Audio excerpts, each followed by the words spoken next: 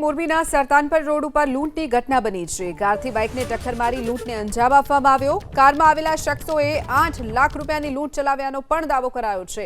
લૂંટની ઘટનાને લઈ પોલીસે તપાસ શરૂ કરી છે। સરતાનપર રોડ ઉપર આ જે લૂંટની ઘટના છે તે બની છે। સરતાનપર રોડ છે એ આખો સિરામિક ઝોન વિસ્તાર છે અને આ જે ભોગ બનનાર જે યુવક છે તે અલગ અલગ જગ્યાએ મની ટ્રાન્સફરનું પૈસા ઉઘરાવી અને સરતાનપર રોડ ઉપરથી પસાર થઈ રહ્યો હોય દરમિયાન સ્વિફ્ટ કારનો જે ચાલક છે તેને બાઇકને ટક્કર મારી હતી અને ટક્કર માર્યા બાદ આ યુવાન પાસે જે રોકડ રકમ ભરેલ જે થેલો હતો તેમાંથી 8 લાખથી વધુની લૂંટ જે ચલાવી છે એ કારમાં સવાર જે શખ્સો છે તે ફરાર થયા હતા। ઘટનાની જાણ થતાં જ વાંકાનેર પોલીસની ટીમ, મોરબી પોલીસની ટીમ સહિતની ઘટના સ્થળે દોડી આવી હતી અને અલગ અલગ જે દિશામાં જે તપાસ છે હાથ ધરવામાં આવી છે। તો લૂંટની ઘટનાને પગલે હાલ અલગ અલગ સ્થળો ઉપર નાકાબંધી પણ પોલીસ દ્વારા કરવામાં આવી છે, પરંતુ ધોરા દિવસે આ જે લૂંટની જે ઘટના બની છે તેને લઈ અને પોલીસની કામગીરી પર અનેક જે સવાલો છે તે પણ ઉભા થયા છે।